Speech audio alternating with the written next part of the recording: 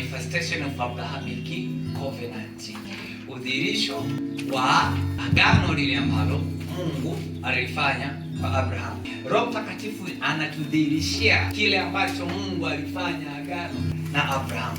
Udhihirisho wa Roho Mtakatifu kwenye kile ambacho Mungu alifanya agano pamoja na Abraham. Eneo la kwanza ni eneo la familia na ndoa.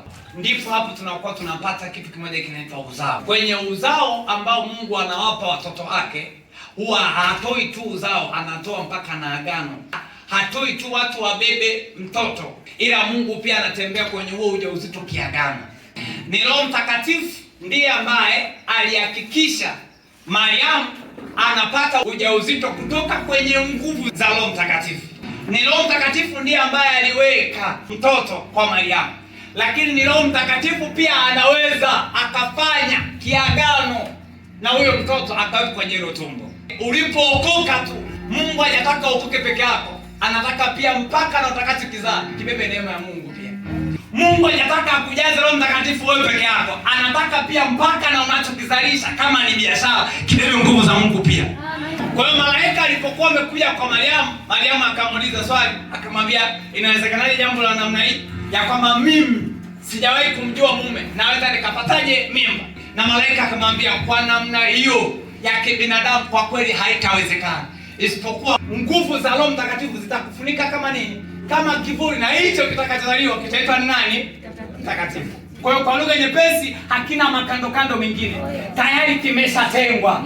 Kitakachozaliwa kwa mtu aliyeokoka anayemjua Mungu tayari kimeshatengwa, hicho ni kitakatifu. Biashara ya mlokole hiyo imeshatengwa, hiyo ni nini? Hicho ni kitakatifu. Wale wote walio wa Kristo ni uzao wa Ibrahimu.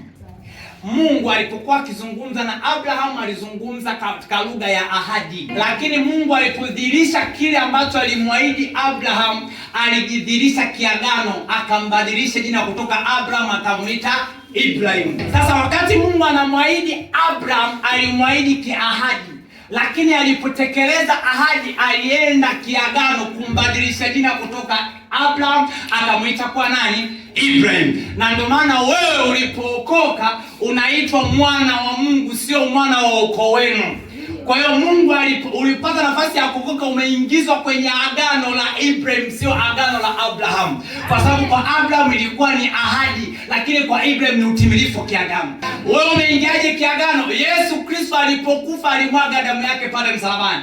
Lengo la kumwaga damu ni atuingize sisi kiagano kwenye familia ya kwake sisi. Kwa hiyo maana anaposema bali wote walio wa Kristo ni uzao wa Ibrahim, sio uzao wa Abraham. Wewe upo kwenye elimu ya manifestation, haupo kwenye elimu ya promise. Mungu wako anaitwa Mungu awezaye kutunza maagano, sio Mungu